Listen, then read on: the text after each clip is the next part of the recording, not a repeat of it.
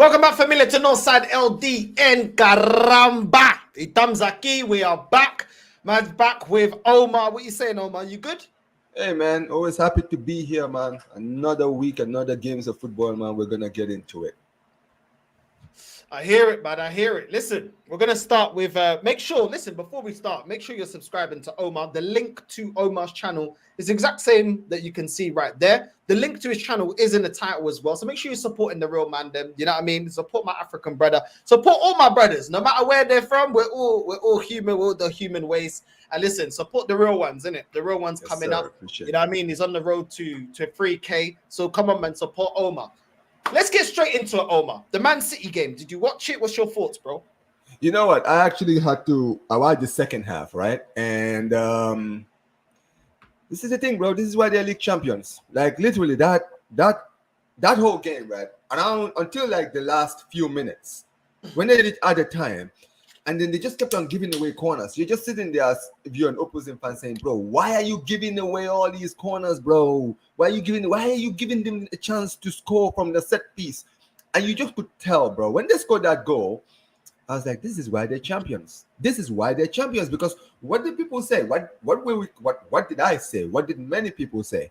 Keep telling people, at the end of the day, they can lose Rodri, they can lose De Bruyne, they can lose Haaland, they can lose Foden, they can lose everyone. Bro, as long as they have Pep in the helm, do not ever in your life underestimate Manchester City. I've seen it too many times, bro. I've been watching football too long. I've been watching the Premier League too long. How many times have we seen this guy win the league without De Bruyne? Even the season before when they won the league without Haaland, who was injured for most of the season. Like, bro, every player turns up at some point. It was John Stones today. But that's the thing. We know this about City. But you know when you listen to some of these fans who sit there and tell you, oh, Rodri is gone. This could be our system. Bro, I know Rodri is important. But Pep is the key. He always figures something out. He will always pull something out. And we just saw it today. Once again. I hear it, bro. I think I don't think Man City played well. In terms of the way that they played the game, they didn't play well, but I completely agree. I was watching that game, yeah, and I'm telling you right now, juro por amor de Deus, Nossa Senhora Fátima do Céu. I was like, bro, I hope they don't, but I know they will. These men are going to score. These men are going to score, bro. Because the thing is, yeah, Semedo played an absolute top ball for the first goal. Have I froze? I froze, didn't it? This StreamYard, filho da puta, swear down. Listen, I'm going to reset the laptop. Yeah. Listen, guys, apologies, man. I don't know what's been going on, bro, but StreamYard, for some reason, they've been trying to cut off my guy, man. I don't know why StreamYard are doing this to my guy every single time. Because they did it to him yesterday when during the reaction to the Arsenal game. And then I think they did it to him earlier today as well. So, yeah, man, listen, make sure you guys like the stream, guys. Make sure you guys like the stream. He will literally be back very, very soon. But as far as Northside is concerned, I agree with him. City didn't have to be good today. In fact, they were very, very poor. But this is the thing, bro. This is Pep. At the end of the day, even when they're poor, bro, you can never underestimate them. They can't just, you can't. This is the thing with City, right? Whether they play good or whether they play bad, every time they lose, it's a surprise now. Everyone looks at them and they're, oh, City lost. Oh my days, City actually lost. Because you know why? Because of Pep. Because at the end of the day, Pep doesn't have to play well to win games. And that is the mark of champions. That is the mark of champions. Teams that win games when they're not performing well, when they have loads of injuries, when they have all of these issues, and they always figure something out every single time. That is the mark of champions. At the end of the day, this is why City are where they are. And this is why they're going to be around that same area. And at the end of the day, people can talk about, will this be the season for Arsenal? Will this be the season for Liverpool? I know Liverpool are currently top of the league because they won earlier today. But City are City. That's what people just need to understand. They are who they are, bro. They will always find a way to always figure it out. I've seen it now too many times, especially in the Premier League now, to underestimate this club anymore. That's why when people were just talking their talk, I was like, yeah, man, just say whatever you want. Just say whatever you want. On a real. Because at the end of the day, it is what it is. Nothing is going to change when it comes to this club. I'm talking about Manchester City. Nothing is gonna change, bro. As long as they have Pep, they will always figure something out. Like they didn't play well today. And listen, they were actually 1-0 down. But listen, when I actually saw they were 1-0 down, and you had people on X sitting there saying, "Oh, City are 1-0 down. Could this be the game when they lose?" I'm like, first of all, Wolves are probably one of the worst teams in the league. And secondly, it's City, bro. It's City. Like, even when they're 1-0 down, unless they're like 3-0 down, that's the only time you can look at them and be like, oh shit, they're actually gonna lose. But no matter who it is, bro, especially a team like Wolves, bro, when they're 1-0 down, then you're just like, they'll be back. That's what happened. They came back and they won the game. They didn't play well, but that's what they did. What they had to do. It is what it is. Yeah, man, he's finally back. I swear down these Phillies that put. Honestly, I think it's your StreamYard because it's happened to you now frequently. So it's clearly your StreamYard for some reason because it doesn't happen to me really. I don't know what's going on. It's just been lately. I don't know what's been going on, man. But anyway, as I was saying, I think Semedo did really well for the goal. I think Sarr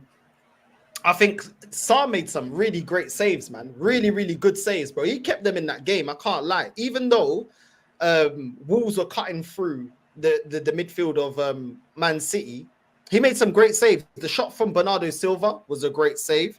The Vardio one he couldn't stop. That one he couldn't stop. That was an absolute rocket. He ain't saved. No goalkeeper saving that, bro. He absolutely slapped that. Slapped that, bro. And they reacted straight away. But like even the shot that he saved from Savio, like that was like the far post. He got to that and he performed really well. I think Wolves goalkeeper performed really, really well, bro. Like Sarr he was keeping him in that game. I can't lie in terms of the shots. Even like Ruben Diaz had a shot, really good shot, and he saved that. I think he performed really, really well. But at the same time, yeah, it's like, bro, if you Man City, bro, they'll continue. They won't give up.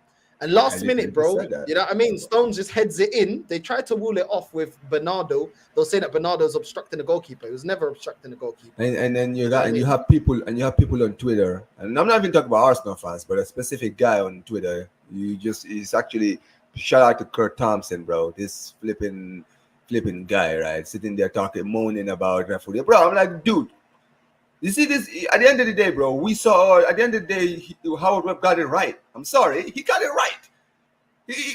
Bernardo wasn't imprinting the goal at all. I know basically people say, oh, but when the cross came in, before Stones headed it, he was away from the keeper. So the goalkeeper had no reason. There was no reason to allow that goal. But the problem is, it's coping mechanism for some of these people, right? When their teams are not doing well, right? They sit there and talk about conspiracy, bro. No, I don't want to hear that. At the end of the day, we're going to get into it. But at the end of the day, it is what it is. This is City, bro. It's football heritage. Shout out to Jose.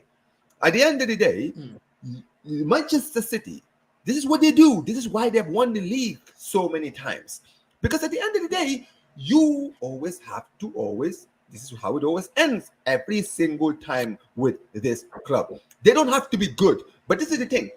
There's a difference, right? When a team like Arsenal does it, where they're winning games and they're not playing well, you look at it as a worry because you're just like, yeah, big up to Lee. But you look at it and you're just like, well, we don't know how far they're gonna go. You understand what I'm saying, right?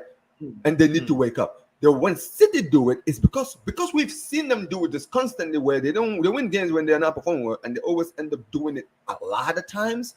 It's more scary when they do it, and that's what you're seeing now. Because at the end of the day, City are not falling off. I don't care what anyone says. Everyone can say whatever they want. This City team are not going anywhere. They are going to be in the title race, and everyone's just going to have to deal with it. We said this when we spoke about this, Omar. We said, yeah, people are talking about. I said even Hussam when I spoke to Hussam, and big up to Lee, my guy for the raid, La Familia. We said this, yeah, because Hussam told me, yeah, Hussam was like, oh yeah, but Northside, the fact that they got Rodri, there's no one to replace, and if anything happens to Haaland, what do? Bro, we've seen these guys have injury. We've seen Bernardo step up. We saw last season Phil Foden step up. We've seen Vardio step up. We've seen him score goals like that in the Champions League before. He scored like this before. Yeah, we've seen this, bro. We saw in the past Mahrez step up. We've seen players that they've got step up, bro. We've seen Haaland step up, bro. They've got multiple players that step up. They got KDB step, bro. They got multiple players that will turn up, bro. This is how their club is, bro. Do you know what I'm saying? Right now, under this regime, bro, they will not give up and they'll keep going. And I agree with you. Northside, I'm a Man City fan, but we were shit today. But Wolves were never robbed, so I don't know what Mark is talking about. I don't think they were robbed. They didn't put you to the sword. There was a chance that Cunha had, and he ran through the whole midfield, and he squares it to he lays it off to Semedo. Semedo's there, and he doesn't shoot first time. He should have shot first time. He doubles on the ball, and the goalkeeper gets to it. At the end of the day, Wolves, they were good in the transition, and they created 1-2 opportunities, but they weren't clinical enough with the opportunities that they were given. They scored the chance from Semedo earlier. Other than that, they weren't good enough. And Sarr kept them in the game, but ultimately, if you keep sitting back and you don't put City to the sword, they were always in the game. 1-0 against Man City doesn't mean anything. It doesn't mean anything, really, bro. You need to at least go up 2-0, and they didn't. So ultimately, even though Man City, I don't think Man City's been playing all season.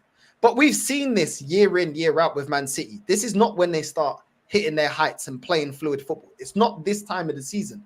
But come January, come those times there, all of a sudden, you start seeing January every time. Bro, it's the same thing we talk about with Arsenal when we say Arsenal start the season well and fall off at the end of the season. It's literally the opposite with City. City never start the season well. All right, I look at City's whole time under Pep, right? The only time where I've said that where I can say they started the season so well and went on to win the league is probably the first season that they won the league, the Centurion season. But ever since then, every other season they've gone to, they've always started the season poorly. And they always start poorly until the end of the transfer window in January. Once they step foot into February, it is over for everyone. They are on a 10-game, 15-game, 17-game winning streak. We're not talking about even draws. Nah, these guys just keep winning non-stop. And this is why it is scary. So do not sleep on them. They don't start this season well. This is why for people who've been watching City enough, they're just sitting there like, well, listen, wait till we reach February. This is what we're saying, bro. Like, at the end of the day, Haaland started the season really well. He had a really good preseason, and he started off the season bagging in goals. He's not banging in as many goals. They're still winning games. This is what I'm saying. This team, have proven winners. Gundo has gone there, didn't have a preseason. He's going to catch up. He will catch up. He's still playing catch up. He didn't have a preseason, didn't have all of that. Trust me, he's going to catch up. Gundo's still not playing at the Gundo level that we saw when they won the treble. We know that he's still got levels to go. Gundo is going to start performing. Bernardo is still going to help them out. Bernardo turned up for them last season up against Newcastle. Nobody turned up. Bernardo came up with the goal. This is what I'm saying. Savio, to be fair, Savio wasn't that great today. I'll be real. I saw Savio and I expected more, But he's catching up. He's new to the Premier League. He's catching up with the system. It may give it some time. He's going to adapt. He had a shot, to be fair, that was a really good shot that got saved by Sarr. He played really, really well, man. That goalkeeper played really well, bro. Like, honestly, the shots that he saved weren't easy. Doku, I don't understand why it took so long to take off Doku. I don't think he deserved to see 66 minutes.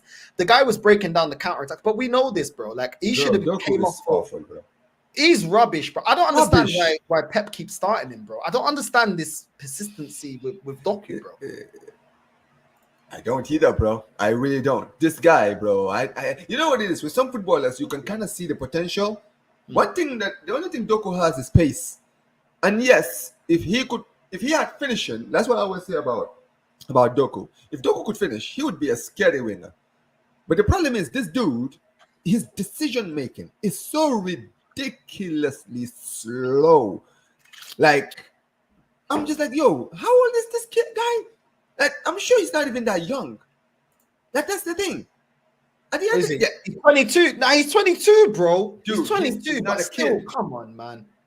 And you're playing on the Pep. You know what it is with him? It's the basics. It's the basics, bro. Because when I watch La Liga, I see young players, I've seen young players. When I was out there with Lee, he was showing me young players. Bro, these men can cross the ball. These men can take on their man. At least if they're not crossing the ball, they know when to play. They can see the run and they play the through ball.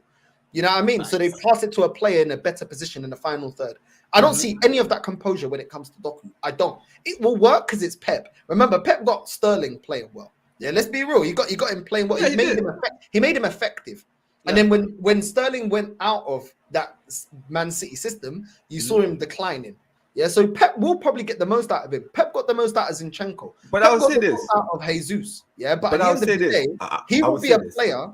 He will be a player that will leave like Zinchenko. Like he's a disposable player. Yes, like Alvarez. he is. Yeah, but go on, I'll bro. say this. I will say this about Sterling. One thing about Sterling is, as frustrating as a winger as he was, one thing about him was he had his moments. He had his moments, even at Liverpool, where you could see that, you know, he just needed to learn to be more, to be quick with his decisions, and he would be good. You understand what I'm saying, right? That was the Yeah, reason he had why more City, basics than Doku. exactly. So that's why City actually bought him, because they could see that, listen, if he learns to get all of these things that he's got issues with, if once he gets over it, he will be a very, very scary footballer. And you saw that under Pep. Pep was managed during the time that he was with Sterling to teach him to get out of that, to be more better in his decision making. And that's why, bro, he became one of the scariest wingers, bro, because he wasn't making, because instead of like thinking one or two things, he was just thinking, he was just doing the first thing that popped up in his head. So if there was a chance with the ball, he wanted to shoot, make up your mind. Yeah, big up to Seiko, man. Gambia, big up, man. But that's my point, right? I used to remember Sterling, especially in the 17-18 season, right? Which was probably his best season for me. I know he probably had better seasons, but that season, right, you saw a change in Sterling. That was like the season where he started going up. And one thing I noticed about him was he wasn't overthinking his decisions.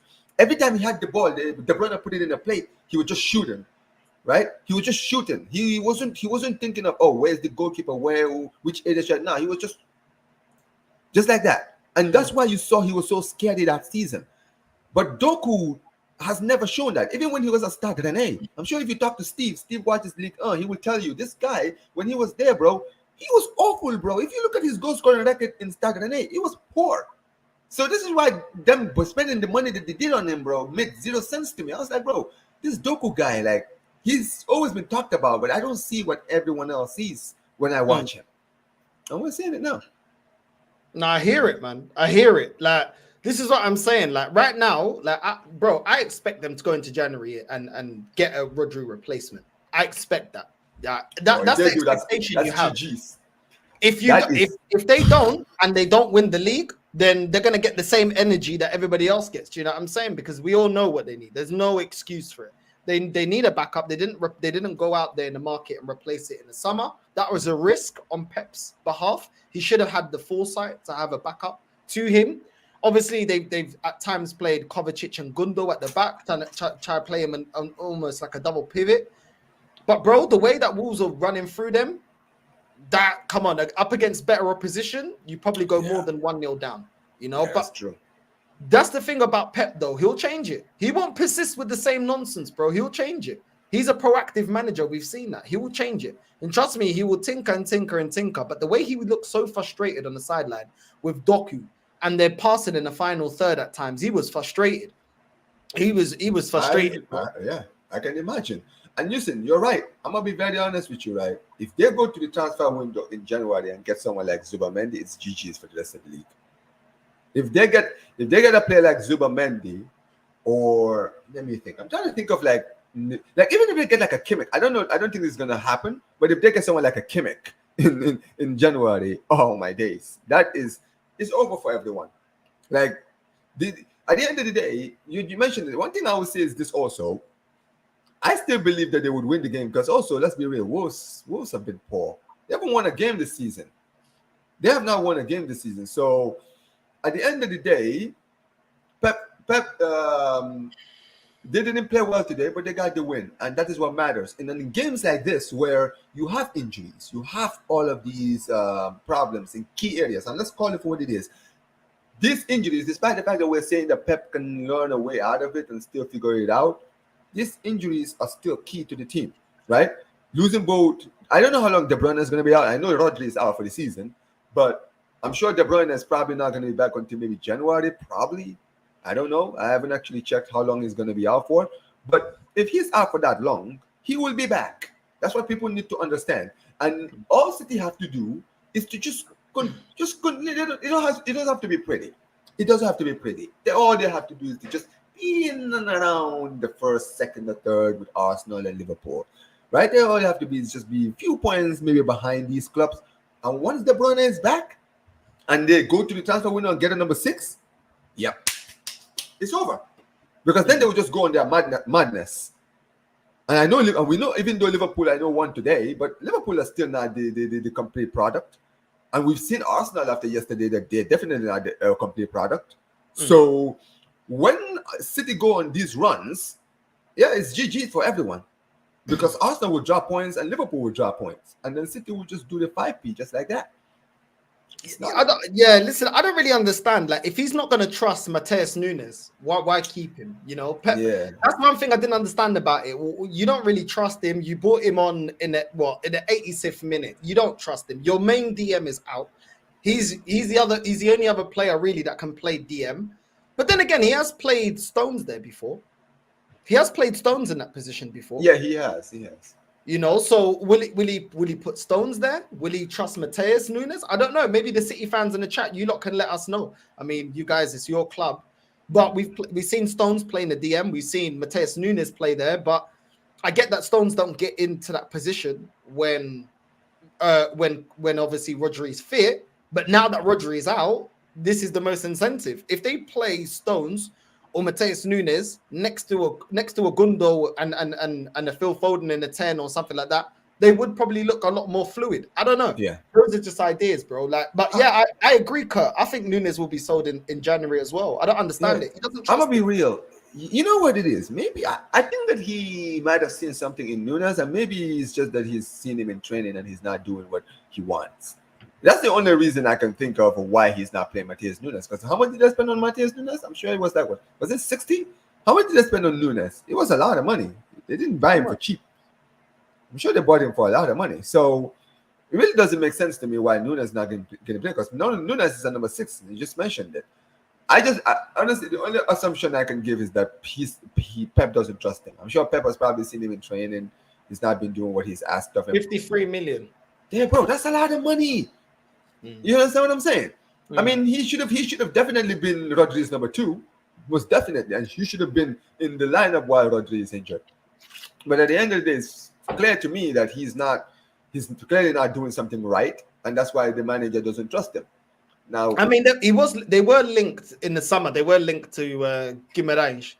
You know what I mean? They were looking at Guimarães, so maybe, I don't know, they didn't get Guimarães, but they should have got, this is why they should have got Paulinho. Like, if they got Paulinho, he would have done that role of just sitting back and protecting the back line. He would have just sat. He's not going to progress the ball as good as Rodri, but he's a backup. Yep. He's a backup. And at least it would allow Gundo, Foden, Bernardo to go forward and do what they do going forward, and you just leave him sitting. I think that's a lack of hindsight from Pep, because you clearly don't trust Nunes. So what is the point not going out there and getting another player if you wasn't going to pay the asking price for Bruno Guimarães? I don't really understand it. You know, I don't. Or maybe I don't know. Like, I don't even understand. Like, maybe some people may say, "Oh, he's waiting until January." The price ain't going to go down in January. You know, so you might as well have just paid it in the summer. Yeah, I mean, but this is the thing, bro. When it comes to Pep, like Pep's brain, bro, only Pep knows what he's thinking. Like, I don't know what his plan is, but clearly he's thinking of something. And also, you mentioned that, yeah, Godfrey, Paulinho is not even started for company. Like, that is ridiculous to be honest, because I've seen Bayern Munich's midfield. That midfield is awful. So the fact that Paulinho is not even playing doesn't make any sense. But you mentioned it as well. January, the price is not going to go down in January. But I think that if basically, let's say the performances don't improve for City and they continue being outrun in that midfield, I think they will go out in January to try to fix the problem if they keep getting outrun in that midfield.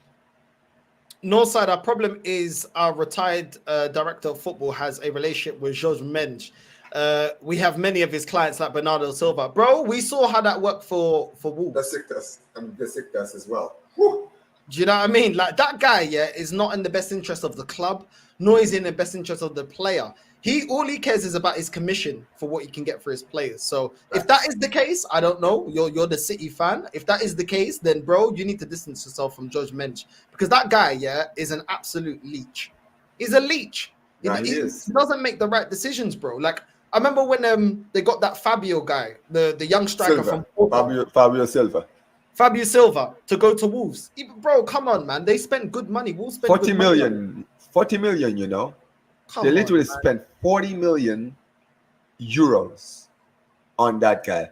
He's doing,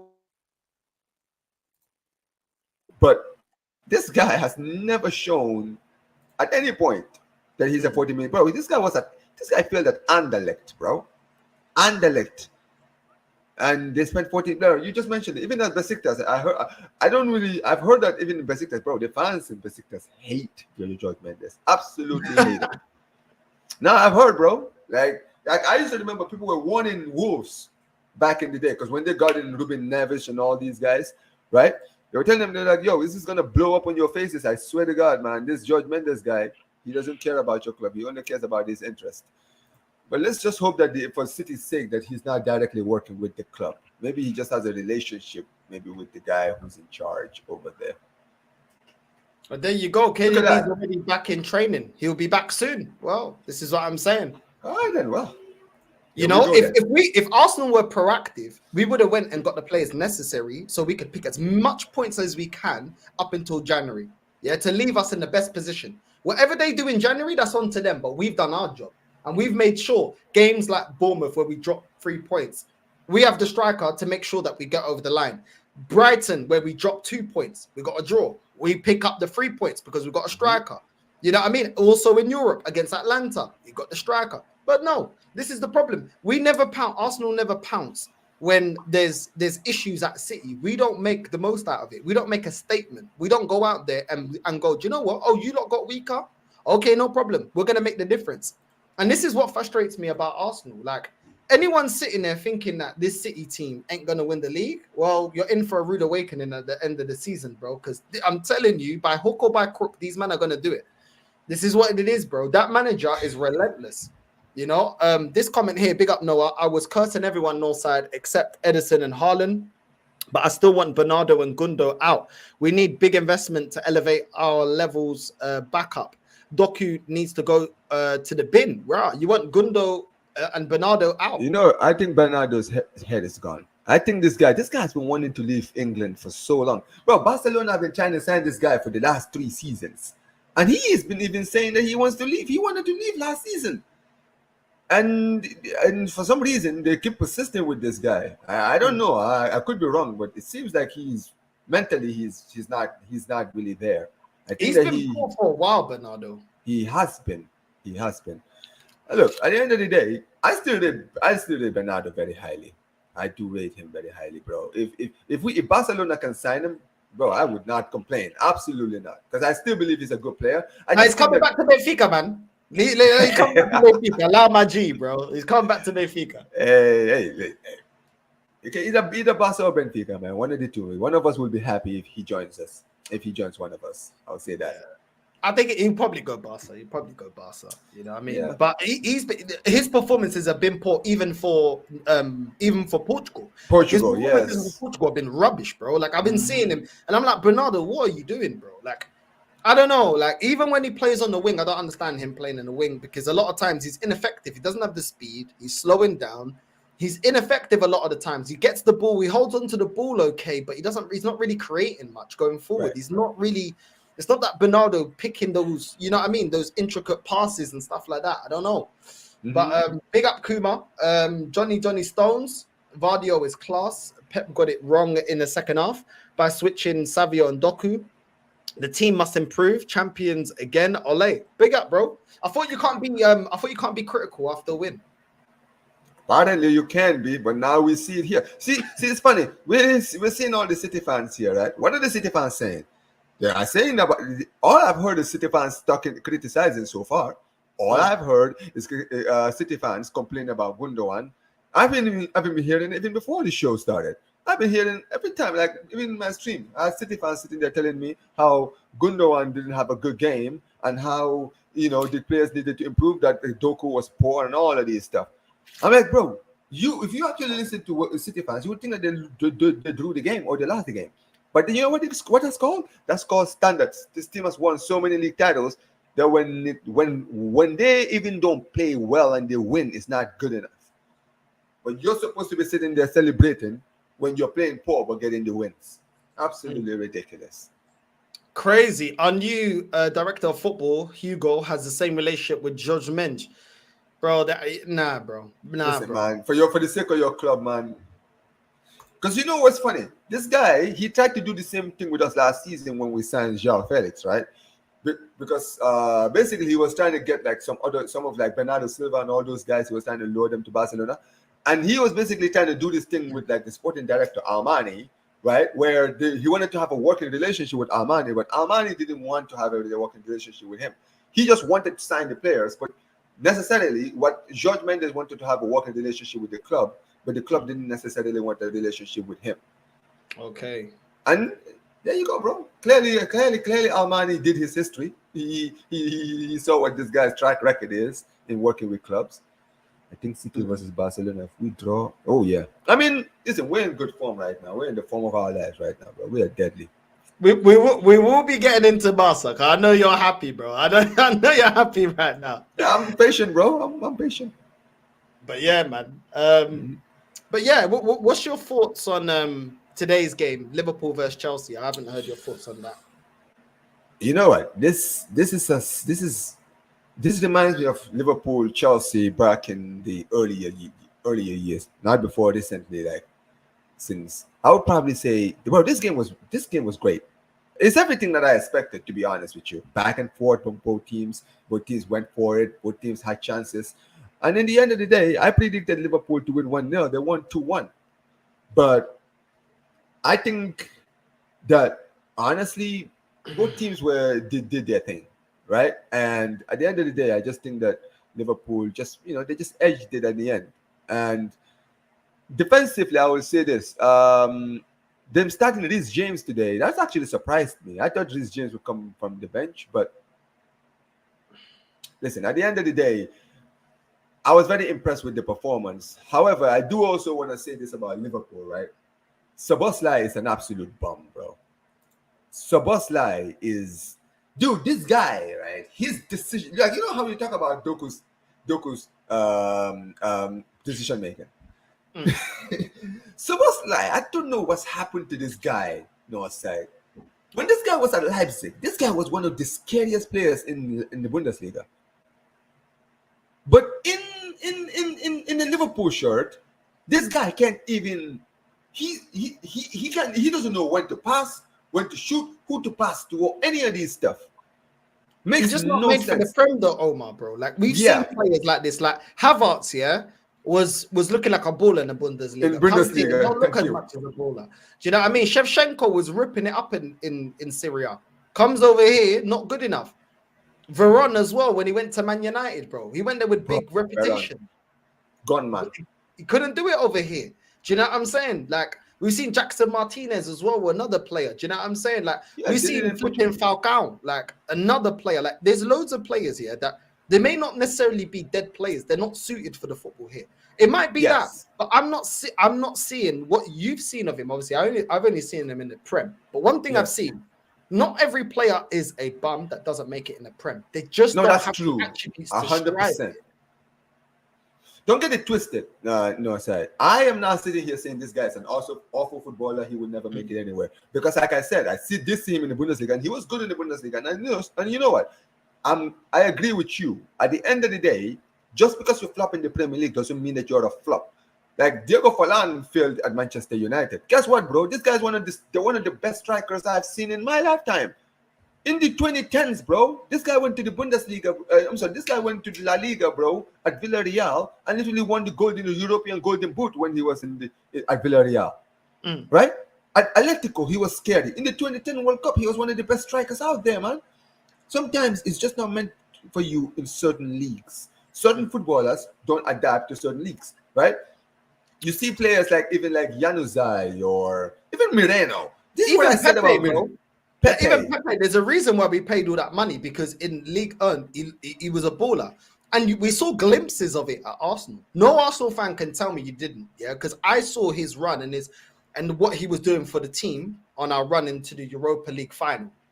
but we didn't see it often enough. And it seemed like when he was playing in England, we saw glimpses, but a lot of the time the game was too fast for him. He wasn't making the right decisions. He didn't have the time. Do you know what? Do you know what reminds me of right now? Enzo Fernandez, bro. Enzo Fernandez in Benfica, yeah. The guy was balling out. Why? Because you have space, you have time. You don't have 5-6 players around you. You have time to make your decisions, and that's the problem.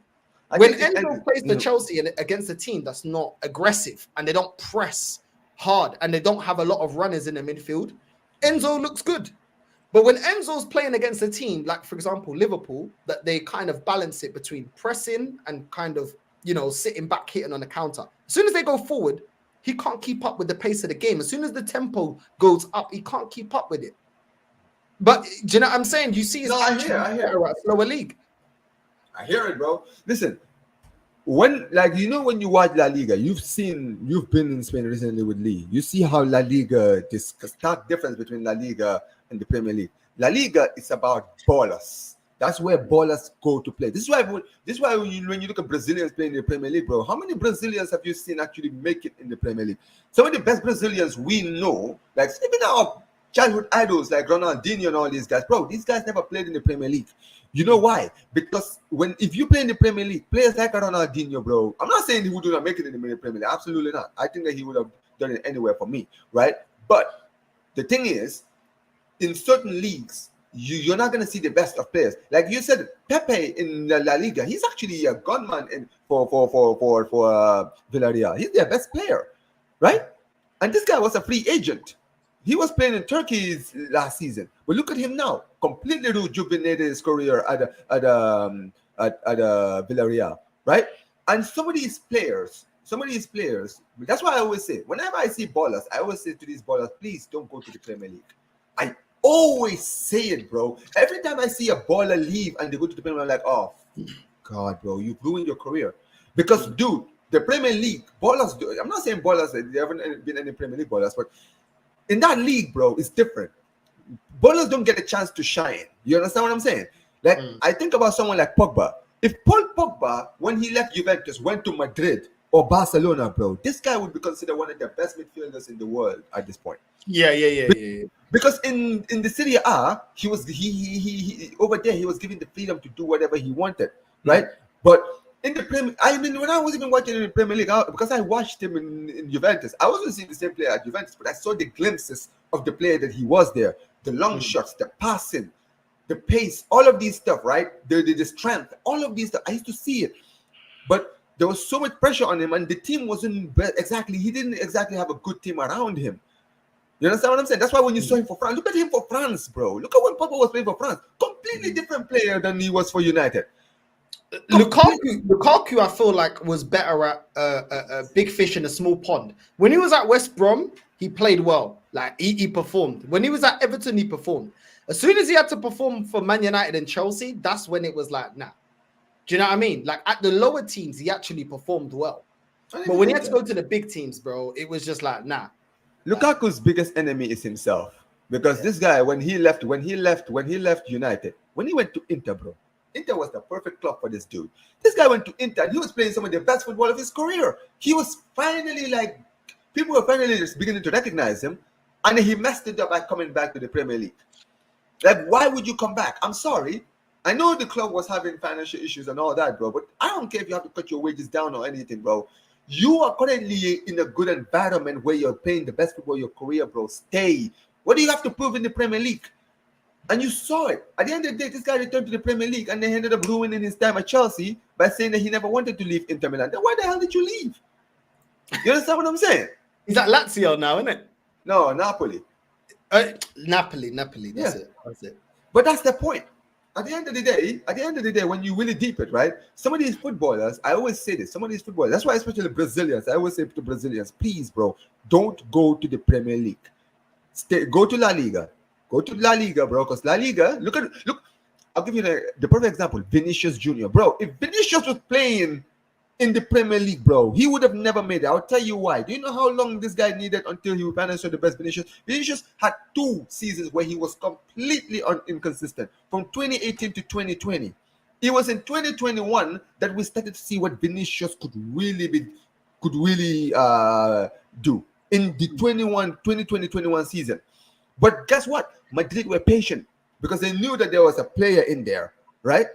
He was good at dribbling, and they were saying, listen, if once he gets his decision making, once he starts improving his decision making, he'll start flying. And guess what? The moment he started doing well in his decision making, started getting better, it was GG's. Look at him now. He's gonna win the Ballon d'Or next week, and I think I truly believe he deserves it because look at him now, bro. He's performing. His movement is great. He's dribbling. His finishing is amazing. Like, look at the play. Like, I mean, Yamal is different. Yamal is a complete anomaly because, dude, this guy is just going like that. He's just been performing from day. But I remember when Benzema was getting frustrated with Vinny, and he had to chat to him. He's like, bro, you're not releasing the ball fast enough. They're not making the right decisions fast enough. And then all of a sudden, the season after, he started balling, and you started seeing the best out of Benzema and Vinny. And he needed that guidance. So I hear what you're saying. I literally said this on my stream earlier, right? Because was it Godfrey who was there? I was saying, listen, this is the biggest problem. This is why I say I've heard of this Inter Wanyeri guy for so long. But how the hell is the Inter Wanyeri ever going to perform to the level that he could perform if he's not given a chance to perform? He's getting baby minutes to do what? Like, bro, at the end of the day, you guys played a completely dog shit midfield. Like, that midfield was one of the worst midfields I have seen this season, bro. Zero creativity in that midfield. Zero, none. I'm like, how did you expect to, like, bro? I'm like, when I saw that lineup, when I saw that midfield, I was like, yep, GG's. This game is gonna end in a draw, 0-0. Like, who's gonna score? Who's gonna create? It's not gonna be Sterling. It's not gonna be Havertz. I know we're gonna get to it, but it's not gonna be those players. But that's the thing. That midfield was so poor, and you couldn't even trust Wanyeri. Like, come on, are you serious? This is like, at the end of the day, you put yourself in this position, so deal with it. Deal with what you have. You have a young player who's done well in the League Cup. Play him. Let's get straight into the Arsenal game. Obviously, Arsenal 0, Bournemouth 2. Let's get your thoughts, bro, because the people already know my thoughts, because most likely everybody in here, big up to the familia, big up to everyone that's locked in. Let's get to at least 150 likes, 185 people locked in right now. Big up all of you lot. Make sure you're smashing the like button as well, subscribing. Make sure you're also subscribing to my G right here, Omar. His link to his channel is in the title. He's en route to 3K. He talks about Premier League. He talks about La Liga. He talks about all sorts. So make sure you go and subscribe to Omar, and after the Arsenal talk, we'll get on to the Barcelona segment. I know he's gassed right now. Barcelona are winning. Hey, I'm patient, bro. The game is literally ended, so I'm still like, I'm still, euphoric right now. I wouldn't say that, but yeah, I hear that, man. But what's your opinion? What's your thoughts on the Arsenal game this weekend, bro? Let's start from the beginning, okay? The lineup. I've already talked about the lineup. Listen, let me actually take a look at the lineup one more time because I want to be sure I get every player. That midfield, when I saw that midfield, I was like, he didn't play Saka. Okay. It's funny. When we were doing the Beyond the Pitch show, you were so confident he was going to play Saka, and he decided not to play Saka. And I was like, okay. You guys are playing in the Champions League. He did have an injury against Greece, right? Maybe it's not too serious. Maybe he doesn't want to risk it. He's got a Champions League game. He's got a game against Liverpool next week. All right, cool. You play Sterling. All right. And then I look at the whole team. I said, okay. And then I look at that midfield. I was like, so who's going to be your creativity in this team then? I literally looked at that and I was like, Trossard is not a creative player. Kai Havertz is definitely not a creative player. Sterling doesn't create. Partey doesn't create. Moreno is not a creator, and neither is Declan Rice. Bro, who is going to create for this team? Where's your goals? Who's gonna put it on a play for Kai Havertz? And bro, the game gets started, and literally everything I said was gonna happen. There was no kind of creativity. There was nothing happening. And then Saliba, bro, absolute idiot. That red card was an idiotic red card to give away. I'm sorry. I know Trossard. I blame Trossard more for that. However, I will say this. Saliba, you are in the middle of the pitch. You still have time because Evan Nilsson is not that fast. You understand what I'm saying? You can still run up and catch up to him and get the ball away. And even if you give a foul, it's not gonna be. It'll probably be a yellow card at least. But dude, you literally fired him from behind from a goal scoring chance. Of course, it was gonna be a red. When he got the yellow, I was like, if this goes to VAR, he's out. He's off. And you saw yellow card. Once the referee went to the monitor, I was like, yeah, it's GG's. And then he walked off, and I was like, yep. I was like, bro, the only thing Arsenal can do at this point is just hope to get a draw. And at the end of the day, you guys lost. And I literally said this: Bournemouth at home have been so good this season that if Arsenal are not careful, they may slip. I thought they were going to either win or draw. But you saw yesterday, bro, you shot yourselves in the foot, completely shot yourselves in the foot, played a completely dog shit lineup. Like you give no respect to Bournemouth, who you should have known that this team is not actually a team to play with at home. Why didn't you play Wanyeri? Bro, what is you like, dude? What does this kid have to do to get a chance in the squad? When I saw that midfield, I was like, bro, are you telling me that you rate this kid so low that you would play a completely creative-less team? And you saw when Wanyeri came on, he actually was trying to do stuff. But it was too late. You guys were already 2-0 down. And at the end of the day, this is the things that we always will go back on every single time with this club. And this is why I don't want to hear it with some of these fans who sit here and try to just try to call you out, trying to come to your channel and talking dog shit. We're not hearing that. Because if you saw what we saw yesterday, this is the things that people like you, people like Lee have been talking about all season, right? No Odegaard is injured. Now Saka is barely fit. If he goes out with an injury, that is it. You talk about going till April and losing the league. You guys it's not looking good right now. But this is where we are. And this is what Arteta, you put yourself in this position. Because you know what? You didn't go out in the transfer window when you sold Smith Rowe and said, hey, Odegaard is the only creative player I have in this team. I need another creative player, just in case, squad depth. I need a goal scorer who can link up with the team. But nah, don't worry. Havertz is good. Havertz scored 14 goals. I think, 14, 15 goals last season. Yeah. No problem. Right? Don't worry. Odegaard will be fine. He's always fit. I'm not worried about him. But now here we are. No Odegaard. Saka now is injured. Pray to God if you're an Arsenal fan that he's back. And now Saliba now is out for the Liverpool game. And in fact, he's out for 3 games. No, sorry. 3 games. So what? People have been talking about Gabriel Magalhaes, right? All the talk has been about Gabriel Magalhaes, right? How he's a top defender and all this. Bro, what happened after Saliba went off? Where was Gabriel, the top defender that I've been hearing all season so far? Where was he? And look at this. And also, let's talk about it. I know I've been going on a long one, right? I'm gonna end this with this. Look at your set pieces, bro. Look at the set pieces. The one thing that you guys have been good at since Odegaard's injury. Look at it yesterday. Completely dog shit. But here we are, man. But yeah, Arteta, man, he knows what he's doing. I'll let you go.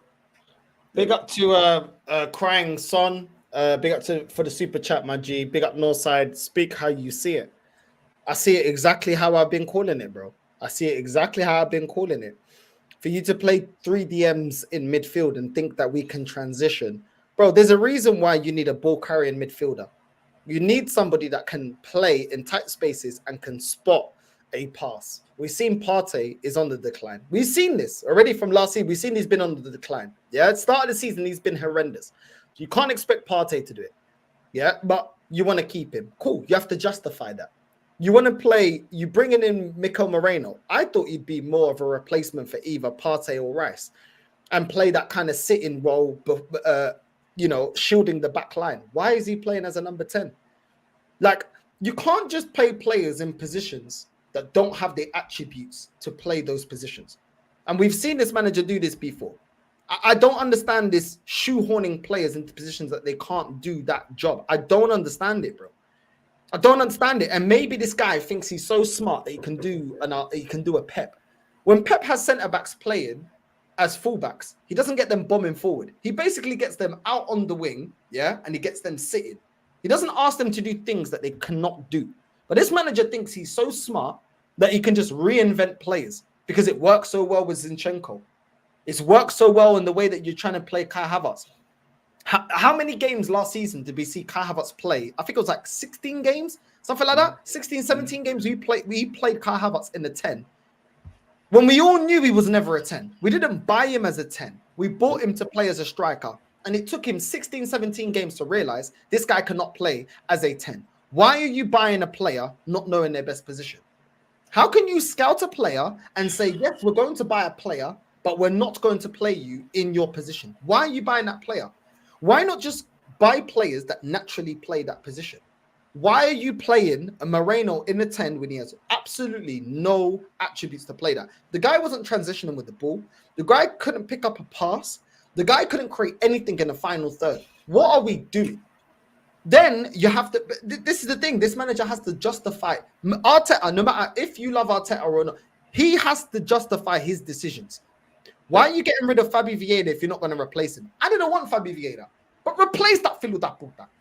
Don't just let him go and not replace him, because then you need to justify that. So then you keep Ethan.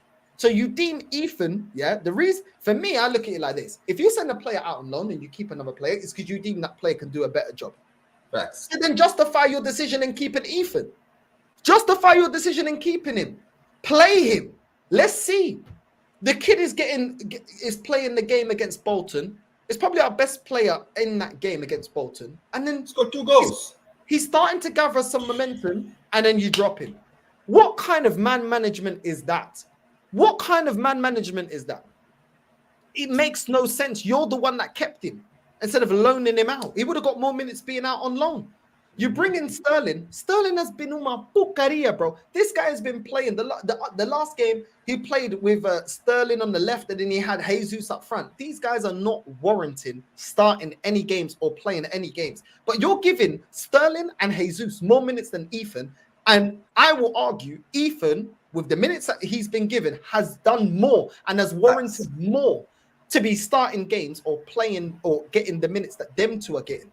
How is Sterling and Jesus getting more minutes than Ethan? Based on what? Because it definitely ain't based on performances. It's a joke, bro. He had enough options there to make sure that the midfield is balanced, and he doesn't make the midfield balanced because I told people we've got more defenders on the bench than attacking players, and that is the problem.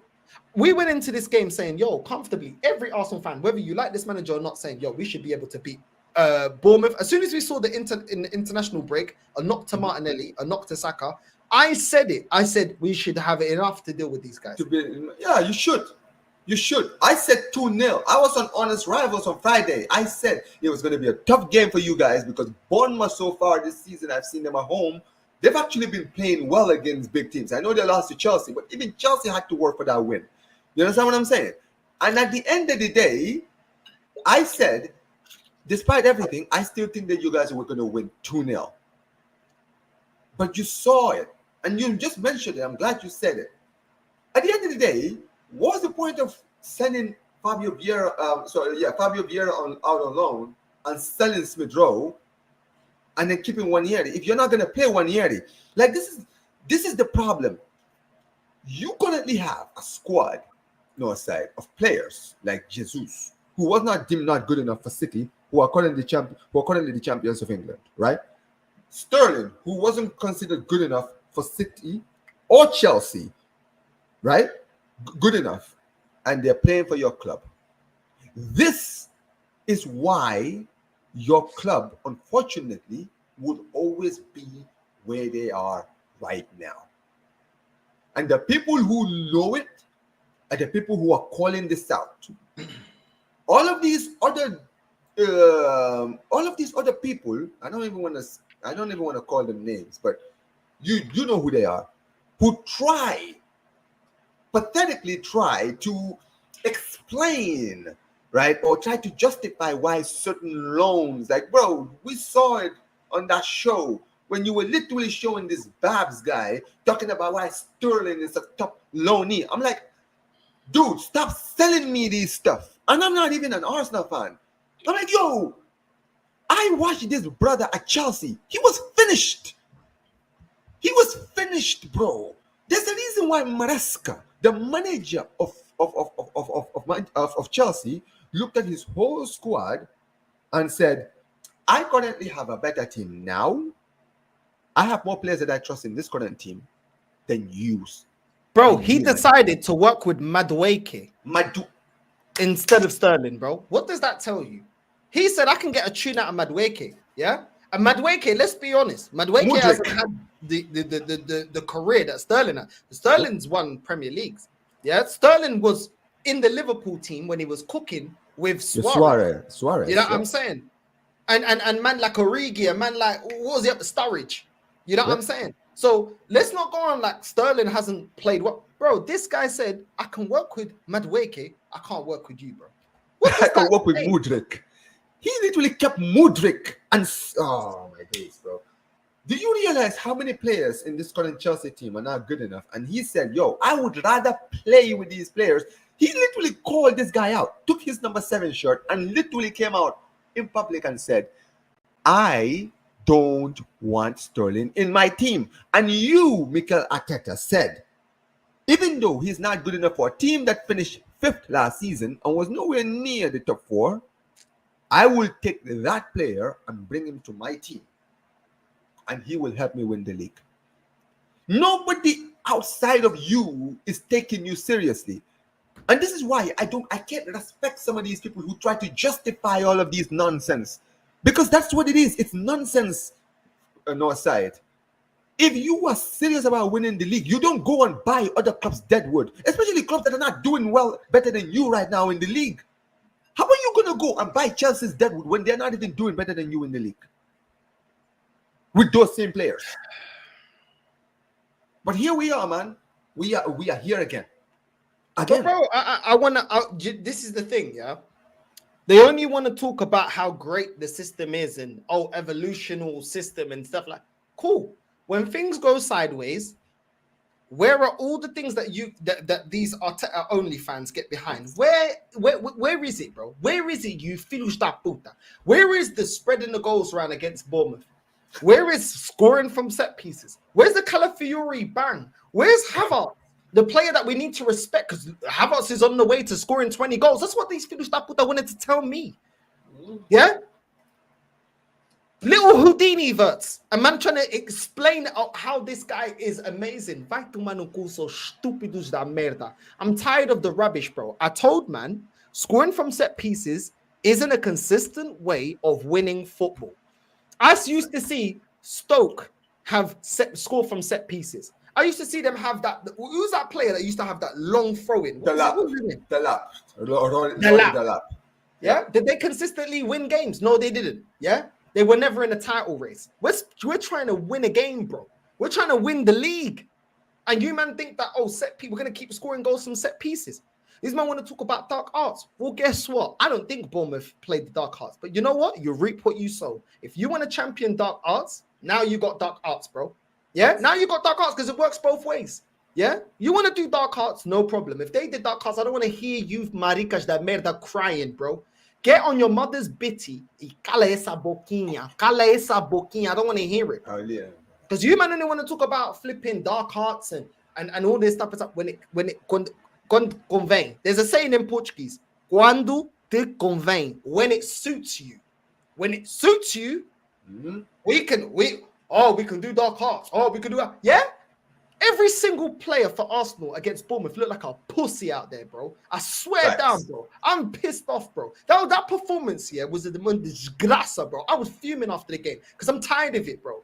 I'm tired of people trying to tell me, oh no, we haven't bought the players, but we can do a job. We can do a job. Shut up, man.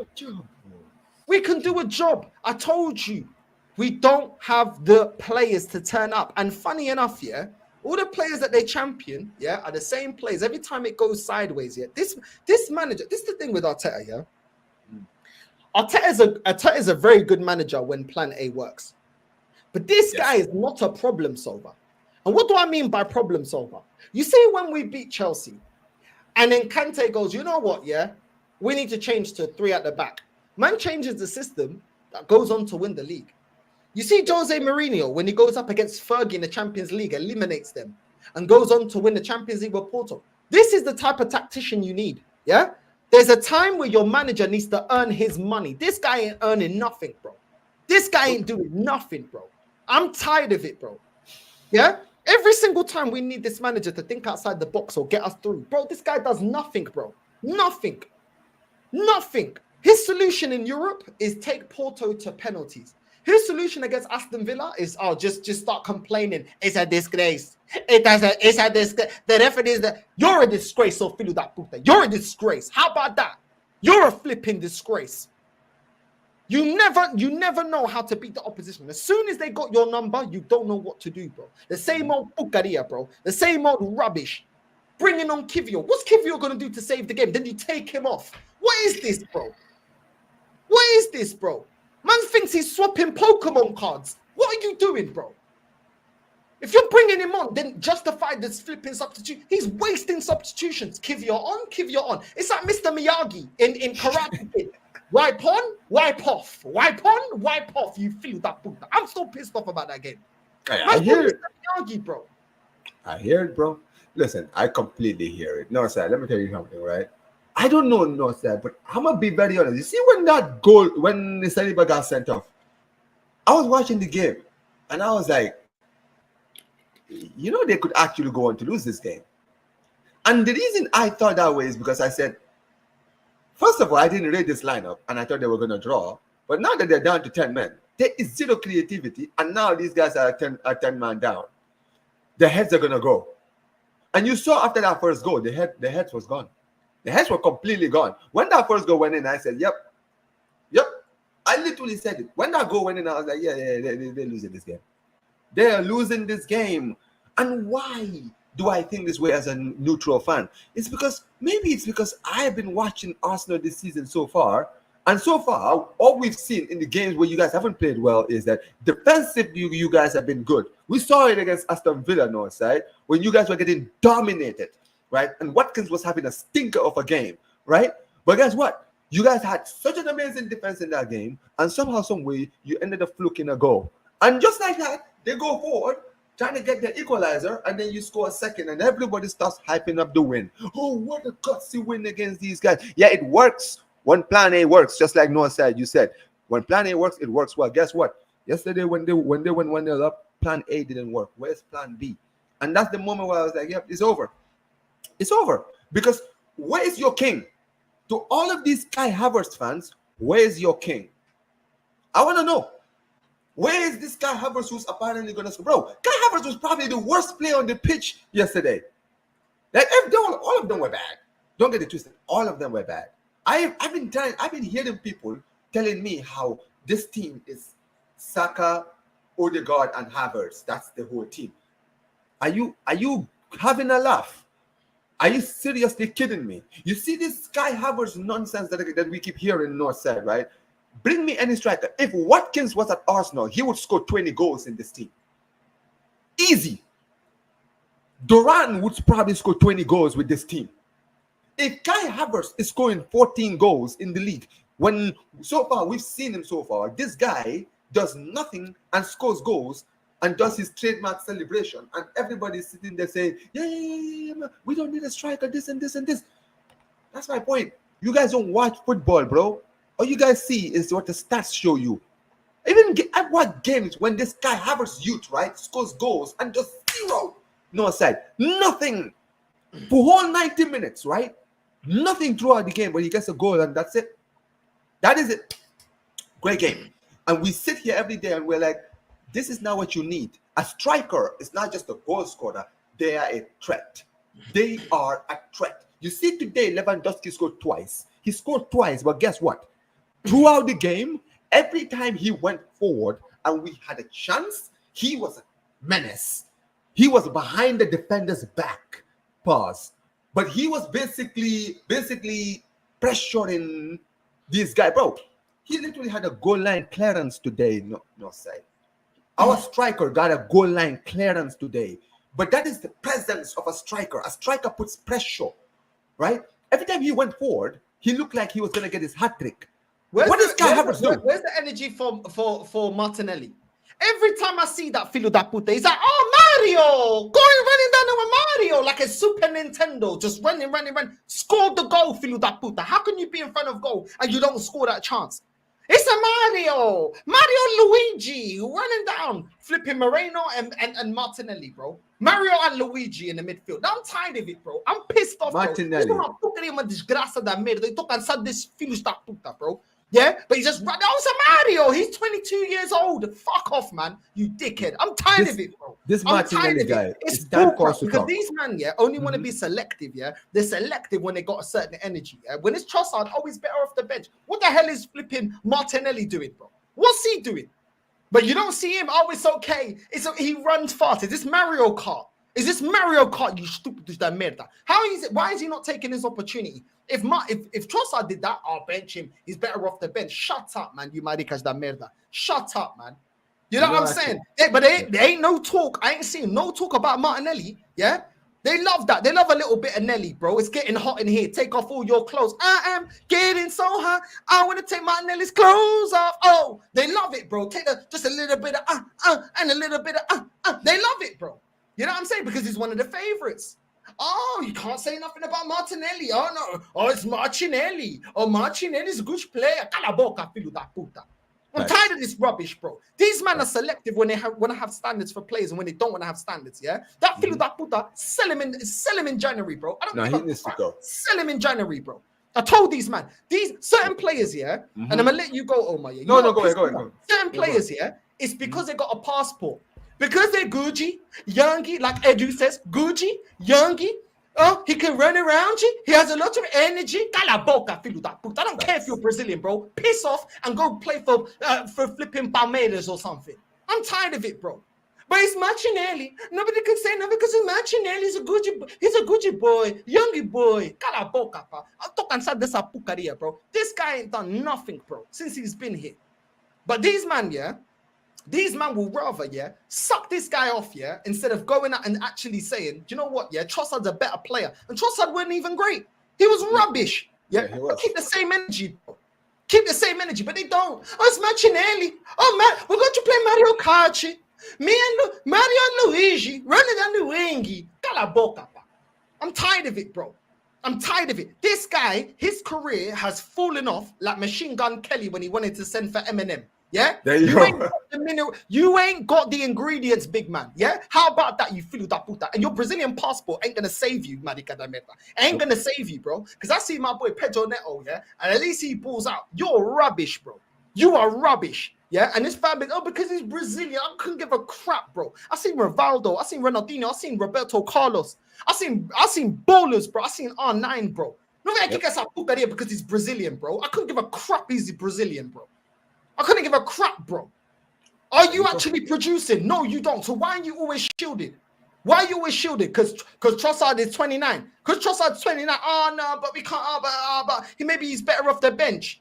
Shut up, man, about better off the bench. I'm tired of it, man. I'm tired of it. It's always about protecting the favorites. The favorites get protected.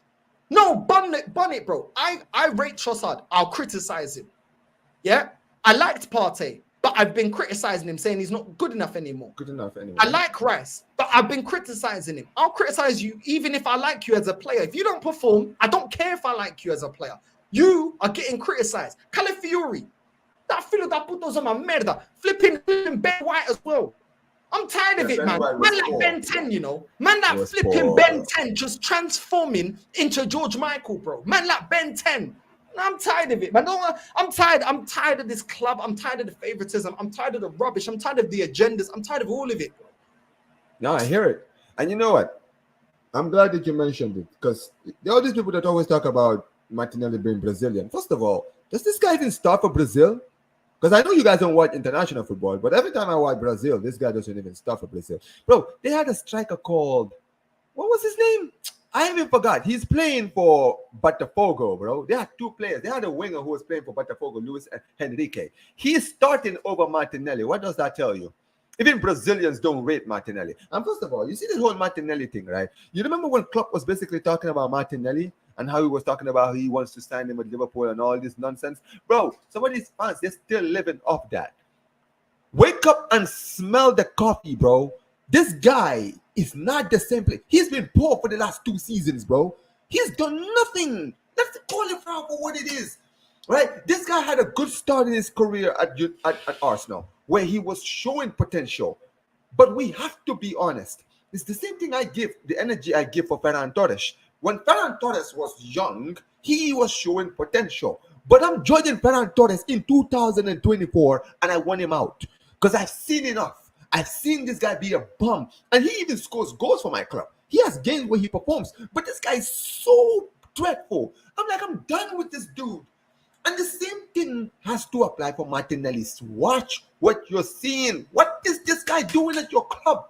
What has he been doing? When was the last time this guy had a good game for Arsenal? Unreal. Bro, you watch more Arsenal than me. I don't watch every game. But I'm going to be real. When was the last time, honestly, Northside, you remember? Like, you really think about it. You could think deep. When was the last time you saw this guy had a good game? Genuinely. Has it been a season, 2 seasons now? I'm not even joking, bro. Oh, you're muted. Bro, the last time I saw my dad, bro, I was probably like 7. You know what I'm saying? I'm tired, bro. I can't remember the last time I seen this guy play well, bro. I'll be real with you, bro. Do you know what I mean? I was still circling what I wanted for Christmas in the Argos book. I'm tired of it, bro. It's a joke thing, bro. You know what I mean? It's a joke thing. It's an absolute joke thing, bro. Like, I'm tired, bro. I'm tired. And this is a perfect analogy, Alpha. He is slowly turning into what Rashford is for United. Martinelli is not performing, but you still have these Martinelli fanboys sitting here complaining about, oh, but Martinelli, Brazilian, this, bro. Nah, burn all of that, bro. Are you trying to win the league? What is this is why I keep saying it, man. At the end of the day, there's a difference between the expectations of someone like me and someone like these mutant Arsenal fans, right? Because you see me, because I watch the game, this is why I say I want Ferran out of my club. Because I want to win trophies. I want to win the trophies. And guess what? A player like him is not going to win me trophies. So I want him gone. If these fans are serious about wanting to win the league, this sentimental nonsense should end. You should look at the team and say, Martinelli is done. Kai Havertz is not good enough as a striker, right? Odegaard is a good player, but we need more. Thomas Partey needs to be sold to Saudi, and we need to get another midfielder, right? We need fullbacks. You guys don't even have fullbacks, bro. You're playing centre backs at fullback. I know Ben White can play at right back, but Calafiori is not good at the left back position. He was even signed for that. And this is my point. This is what I keep saying about your manager, bro. This manager of yours, I don't understand his signings, bro. His signings make no sense to me. He either signs bums who are completely finished, or he signs players and plays them out of position. Genuinely, you just mentioned Kai Havertz. What was Kai Havertz? He brought in Kai Havertz and played him in the midfield, and he did nothing. Zero. Right? Then he plays him as a striker. And he starts scoring a few goals, and everyone's like, he's transitioning, bro. They like players that are transitioning. If you like people that are transitioning, then just go on RuPaul's Drag Race. You'll see all of that. You'll see transformers everywhere, if that's what you want to see. I want to see footballers, bro. That's what I want to see. If you want to do that, no problem. RuPaul's Drag Race, bro. It's on Netflix. You can go just play your subscription, and you can see all the transformers you want. I want to see footballers, bro. I want to see people that can actually get me over the line and win me leagues, bro. That's what I want to see. Is that okay? Is that all right with all these Arteta only fans? Is that okay, bro? Because I want to see some football, bro. I want to see man go over the line, bro. So let's talk about Barca, man. I don't want to talk about this club anymore, bro. Bun this club. Let's do it, man. But there you go, man. At the end of the day, Arteta, he's done out here. This is why I'm sorry you're not going to win the league. It's not. Listen, I have not. Like I said, bro.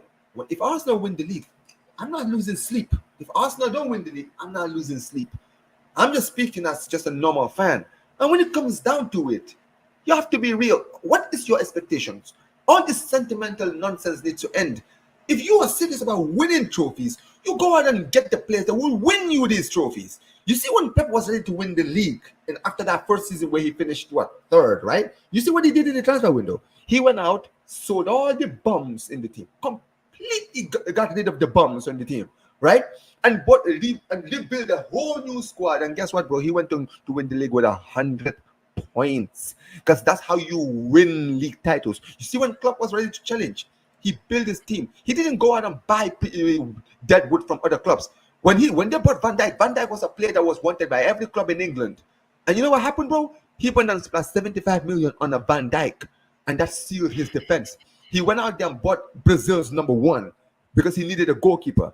He didn't go out and try to sign a mid-table goalkeeper, bro. He went out to sign one of the best goalkeepers, up-and-coming goalkeepers in the world at the time. That is what you do. If Arsenal was serious about winning the league, you know what they would have done? Instead of putting that money on Gyökeres, you go get a... Instead of putting that money on a Kai Havertz, put it on Gyökeres. Instead of going out there trying to sign a Fabio Vieira, go sign a Kudus. Instead of signing Mikel Merino, go sign a Bazuma Mendy. That's how you go out and actually show intent of winning the league. You go and sign the players that everybody wants. Now people are looking at you and saying, bro, this Arsenal team is scary, bro. They bought players who can actually perform. But here we are. And we'll be here again at the end of the season, ladies and gentlemen. We'll be here again at the end of the season. Barcelona 5, Sevilla 1. What's your thoughts, bro? 5-star performance, Northside. 5-star performance. Honestly, Northside, let me see this, right?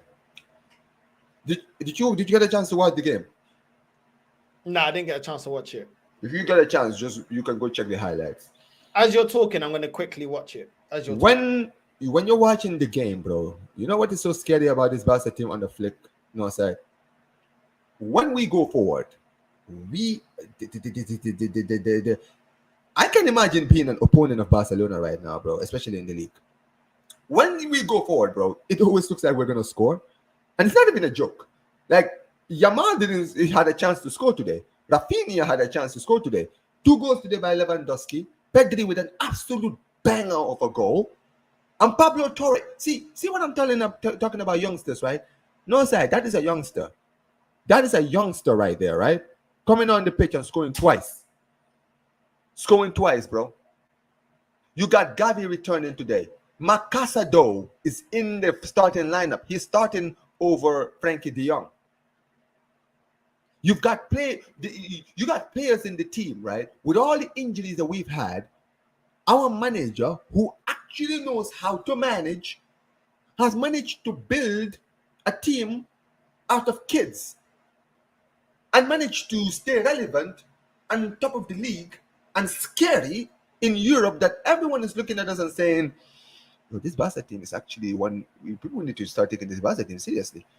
No one was disgusting. That bro, look at that strike. Days, bro. He slapped that, bro. Look at that, bro. And look at the goal by Lewandowski. I know basically Rafinha took the shot and Lewandowski stick his leg up, but that's a goalkeeper, but that's a striker for you. That is what a top striker does, bro. His instincts. He saw the ball coming towards him and just stick his leg out. Just like that. Bro, look at... No, sir. I can see why you're shaking it, because you see that, bro. That is a real striker right there, bro. Instinct, bro. He saw the ball coming, bro. People don't realize. Rafinha hit the ball so hard, he could have easily missed it. But his reaction is so quick. He stick his leg out and then there we go. GG's, go. But this is what we are seeing at this club, right? At the end of the day, a manager, I literally said this to Godfrey. Godfrey was like, Omar, imagine if Arsenal had Flick. I'm like, if you guys had Flick in your club, oh my days, bro. I can tell you one thing, Ethan Wanyeri would definitely be playing games. A lot of games. Heck, he would even start most games. You understand what I'm saying? He would definitely not be doing bullshit like playing a complete midfield with no creative players. I can tell you that. Bro, this guy has been playing Pau Victor Northside. Pau Victor, a youngster we signed this season, because he has no creative players in his team. Because he's actually a good player who can actually pass the ball. Pablo Torre, a player who barely played for Girona last season. He's playing games this season and looking well, bro. He literally played for like 15 minutes and scored twice today. But this is the stark difference, man. Look at this Barca team, Northside. From the shit that we saw last season, we won nothing. We were a laughing stock. I was literally losing my head in the summer, sitting there talking about how we needed to sign players, how we lost so many players. Bro, we don't have a right back, natural right back in our team, Northside. Not one. We only have one fullback in our whole squad, right? But Hansi Flick has come in with all of these problems, with only having one signing this summer. One, Danny Olmo, just one signing. And with one signing, he's won how many games? But here we are. And this is why I don't want to hear it with some of these other fans who try to justify, because I'm not hearing no justification for nothing. Because if that is your explain then what has happened at my club then. Explain to me how is it that Hansi Flick has come into a completely injured, dead Barca team and completely transformed it within months of being in charge. People are looking at us and terrified. I never saw this, bro. In my wildest dreams, I did not think we were going to have a season like this so far. I was literally strapping my belt. I was like, bro, this is going to be a long season. But I underestimated our manager. And we are not even at full strength. That is what is scary, said. We're not even at full strength. Let me put it up. Like, let me show you. Let me pull it up.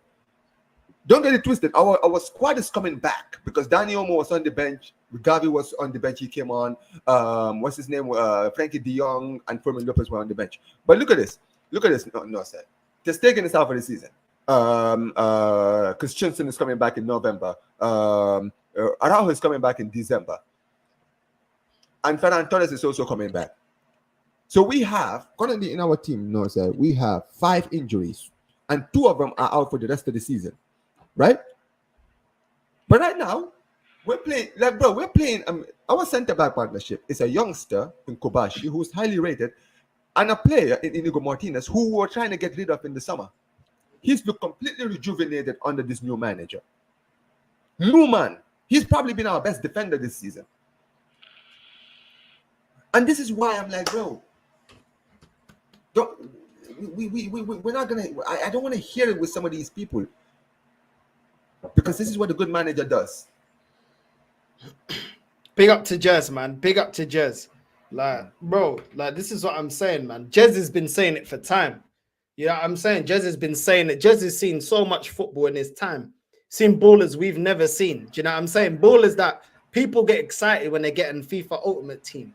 He was watching them. Do you know what I'm saying? This guy's seen Arsenal win more trophies than me. And when you see someone with that experience and seen that much football and that many ballers, yeah, saying this ain't good enough, bro, people should listen, bro. There's a reason why he's saying that. This guy is born bred Islington, bro. This guy is this guy is a proper Arsenal fan, bro. Do you know what I'm saying? And it's like, bro, they never listen, bro. Look at Barcelona. What's the excuse for Barcelona? No, sir, I'll be back. Give me a second. Debt, bro. You guys have got a bunch of injuries. You guys are in debt. And you're still able to produce like that. People talking about Ethan. Look at what Yamal's doing. Look at what Pedri's doing. Do you know what I'm saying? That other youngster that came, I didn't even know about my man. You know what I'm saying? Pablo Torre, but I didn't even know about him. He scored a bad boy goal. Both his goals. Look at the difference, man. Look at the difference. I don't even know about the PR about these guys. All I see is these guys performing, bro. I don't hear none of that. It's jarring, man. It's jarring. I'm tired of it. I'm tired of it. All I want is to see my football club be successful, bro. And we just allow other teams to get into position. Bayern Munich will get into position so they can start winning trophies. Barcelona are now forming a bad boy team with a top winner, bro. Do you know what I'm saying? And I mentioned Hansi Flick before. I mentioned Hansi Flick a year ago, bro. I said we should get Hansi Flick. These man, oh no, when you want Hansi Flick, we got Arteta. Look what he's doing, bro. Look what he's doing. He don't have all this play. He don't spend mad amount of money. Barca can't spend a mad amount of money. Do you know what I'm saying? They struggle to get one player over the line. Come on, man. I'm tired of this, man. I'm tired of this. You know what I mean? I don't want to hear it, bro. Do you think Pedri and Casado and all these man, you think they don't have the expectations to win? They do, bro. They do. Because that club demands success. They don't care if you're young. If you can't hack it, then you gotta go. Simple as that. Simple as that. The standards don't change because you're young, bro. Do you know what I'm saying? The standards don't change because you're young. Because if you can't hack it, then go somewhere where you want to develop. Then that just means you ain't ready, bro. That just means you ain't ready. I'm just tired of it, man. I'm just tired of it. Again, what phase is he in? Bro, get the penny. Bro, we need with the penny pinchers. Get the pennies in, bro. You know what I'm saying? Get the pennies in, bro. The penny pinchers round it. Get the pennies in. You know what I mean? Absolute joke, man. Absolute joke. I can't even lie, bro. Absolute joke. Your club don't even have money, bro. Your club is relying on youngsters, and yet they're getting the results done. Do you know what I'm saying? Bro, I'm telling you, man. Top of the league, bro. Top of the league with 5 injuries, bro. No, sir. This is it's as if having a good manager actually improves your team. This is why I don't want to hear it. All these people who are sitting talking about, oh, the guy getting injured. If Hansi Flick was your manager, and the guy got injured, 1 year it would be started. He would be started. Because if he's good enough, whether he's 15, 16, 17, 18, 19, 20, I don't care, bro. If he's good enough, if he can pass the ball, if he can create chances, guess what? He's old enough. You know what they say? If you're good enough, you're old enough. He would have, if he's good enough, he's old enough to start. But this is the problem. All of this nurturing and babysit players, it's like, bro, this makes no sense. If we did what Arteta does, players like Fermin Lopez, we would have never discovered Fermin Lopez. This season, Mark Bernard was supposed to be the youngster to come out of the Barca team. He's about an ACL injury. He's out. But this kid, his first 3 games that I saw him this season, he looked like he was going to be the next big thing. But unfortunately, he ruptured his ACL. So he's out for the season. And listen, hopefully he comes back next season stronger. But here we are. And you know what's worse for the rest of Europe? Our midfield is basically back to fitness. Our midfield is back. Because Frankie de Jong is back. Gavi now has returned today. Danny Olmo, our best midfielder. Guess what? He was on the bench today. He didn't even play at all today. He's going to be in the Bayern Munich game this week, right? And guess what? Frankie de Jong is back. Casado is already performing well, and he's in the team right now. Pedri, you just saw him score today, right? Pablo Torre, the guy who just came on the pitch today and scored twice. Do you see what I'm telling you? And look at this now. We went from a team, Northside, who didn't have any squad depth, and me sitting there on my channel screaming for signings, to now I'm looking at my team and saying, bro, we literally have so many midfielders in our team. We can literally rotate our midfield every single week, and it would not change anything in the squad. And why is that? Because the manager gave the youngsters chances, and the youngsters have been playing so well now, they've given the manager a headache. Because now the manager is sitting there saying, I could play this my team, but also I can bring the youngsters as well because they're currently doing what I want them to do. You create what you can have. But at the end of the day, that's what a good manager does for you, Northside. And it's unfortunate because a manager like Hansi Flick was available since the World Cup, Northside. Since the World Cup. Right? This guy was just sitting home doing nothing. Nobody approached him. Nobody even had a conversation with him. He was sacked by the German national team. Right? So he sat there for the whole time and said nothing. Right? No one went out there and approached him because everybody was saying, "Oh, but he failed with the national team. Maybe he's not the manager that we thought he was." Are you flipping dumb? I literally said this on my channel, Northside.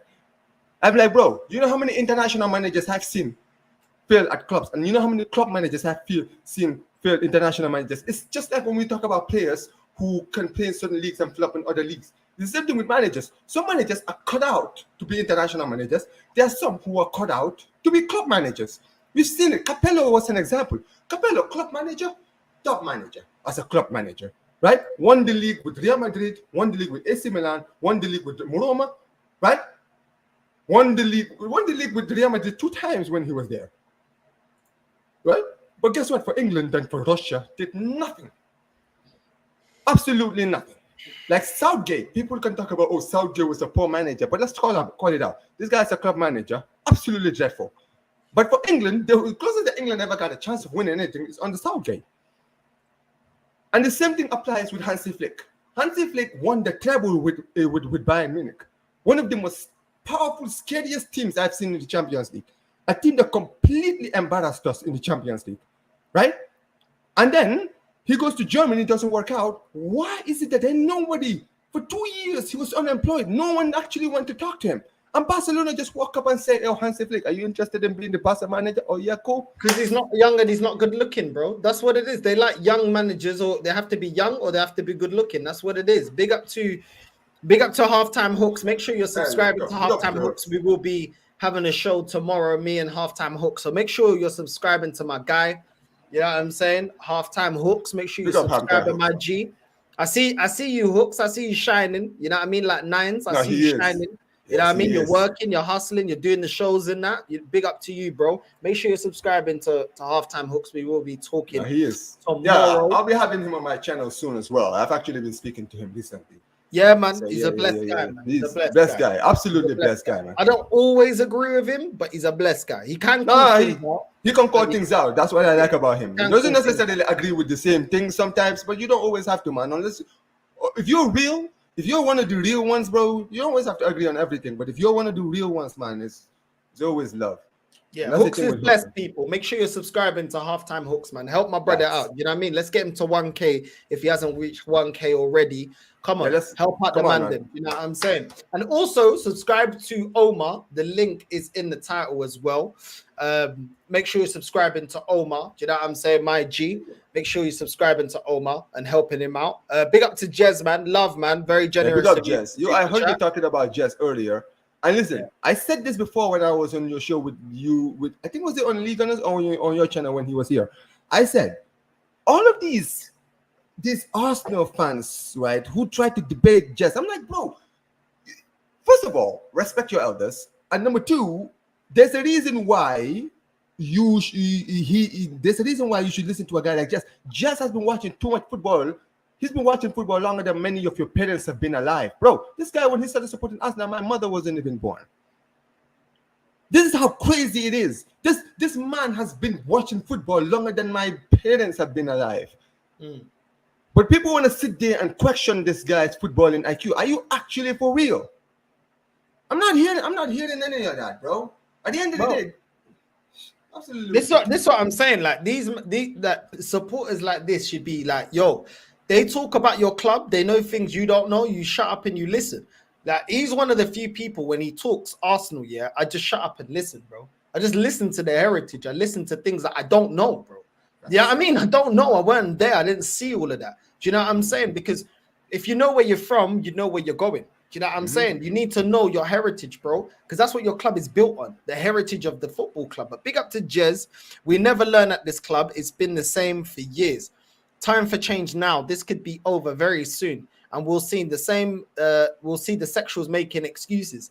So I'm saying, Jez, I don't understand it. You know what I'm saying? I don't understand it. With Wenger, there was an angle that I could understand it to a degree because he's actually brought us a lot of glory. This man ain't done anything. So why does he warrant the same support? Why? He hasn't got half the achievements that Wenger did at this club. Not even a quarter of what Wenger did at this club. So why is it that he gets the same support? Based on what? Because the best Arsenal team. That's what that idiot flipping flipping sumo told me in flipping back. But it's the best Arsenal team I've seen. I don't care, innit? Yeah, you've been watching football since 2000, bro. I'm sorry, you probably started watching this team in 2010 or something like that at an early age. I'm sorry, bro. I'm not hearing none of that. Yeah, big up Hussam. You fraud. Yeah, big up to Sam as well, man. Big up to Sam as well. Yeah, fraudulent movement. You know what I'm saying? Oi, no, sir, bust a smile, bro. Smile for what? What do you want me to smile about, bro? Come on, Hooks, man. Hey, listen, Hooks, not today, man. Not today. Nah, bro. Like, if you bust a joke, I may not. I don't know, bro. You know what I'm saying, bro? Nah, keep working, bro. Just keep working and keep being truthful. You know what I mean? Because people disingenuous people. Just keep working hard and keep being truthful, no matter how much backlash you get. At the end of the day, so what? You know what I'm saying? These people ain't gonna do nothing. At the end of the day, it's a footballing opinion. You know what I mean? So it's one of them ones, bro. And respect to Hooks, man. At the end of the day, listen. At the end of the day, bro, it's the same thing with me too, bro. My growth was crazy as well, bro. Like I literally went from 9 subscribers to hitting like 200 in like a few days, bro. You understand what I'm saying? And it's because at the end of the day, if you're real with yourself, if you speak from the heart, you know what I'm saying? Don't do don't try to be like others. That's one thing I will always advise people when people talk to me. I'm like, listen, you see, when I came on YouTube, I didn't try to be like anyone else, because I was like, listen, when I come in, I'm gonna speak my mind. I'm gonna say what I have to say, and maybe people are not gonna like it, people are not gonna subscribe, but I would rather be that than be fake. You understand what I'm saying? And at the end of the day, people just like, that's what I always say, right? The biggest YouTubers in these platforms, right, are the ones who usually sell themselves out. See them all. The ones who have like 100 and over subscribers. There's a few who have over 100,000 subscribers, and be real. Very few of them. And they're the ones that you see every single time. No matter how big they get, they're always trying to help the little guys. Why? Because at the end of the day, they make it to the top by being real. Those are the people whose people are genuine.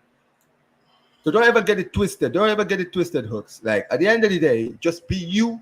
Speak from the heart. You don't have to listen. Not everyone has to agree with you, but as long as you believe what you say, man, at the end of the day, it's always the same thing. Nah, I hear it, man. Listen, big up, man. But listen, listen, Omar, let the people know where they can find you, bro. Hey, listen, Omar BYT, guys. Make sure you guys subscribe. I have a lot of stuff that I've been doing on my channel recently. My channel has actually been more active now than usual. Obviously, I did the Barcelona severe watch along earlier today. I'm doing my shows beyond the pitch. Oh yeah, Lauren. Lauren's actually one of those I'm actually trying to get on beyond the pitch as well. And as you as well, Jess. But Lauren in general, because I haven't actually spoken to a Liverpool fan yet. I'm trying to see if I can get. Lauren, how can I reach out to you contact wise on social media? Maybe you might be able to let me know. And because I'm trying to get you on my show and we'll talk about Liverpool. But yeah, we're doing the Beyond the Pitch. On the weekends, I do a new show. It's called True Ballers FC, where we're going to be doing like, it's like a Premier League show, right? And even sometimes if you're free, you're probably going to be in the show as well. Because basically, I'm just doing like fans from like clubs. You understand what I'm saying? That's like a podcast kind of style. Hey, look at this guy. All right, cool. Anyway, yeah, so basically that's all I've got basically going right now. I've got my Beyond the Pitch. I'm doing also watch along. Next watch along will be, yeah, I see it. The next watch along will be on Wednesday, Barcelona Bayern Munich. Looking forward to that. Jeez, it's gonna be. It could either be really good, because you know what's funny, Northside? That's on my birthday, bro. That is on my birthday. When's your birthday? 23rd. So on the day of the Bayern Munich game. So I could either have a great birthday or I could just be depressed the whole day. Because, dude, I have had enough of playing this Bayern Munich team. I just want to win, bro. It's about time we got to win against these pricks, bro. Flipping out. It's just like Arsenal, bro, have been due a win against Bayern. I'm the same thing. So, yeah, man, that's what I got going in my channel. Make sure you guys subscribe. Like I said, I'm going to be active a lot more now. There you go, man. There you go. Big up to everyone that's locked in. And everyone watching. Make sure you're subscribing. We're very, very close from 13.2K. So subscribe, but also subscribe to Omar as well. We're gonna redirect to Sarcasm City. We're gonna redirect to Flawless. Big up to everyone that's locked in. And yeah, we're out, man. Love familia. Love.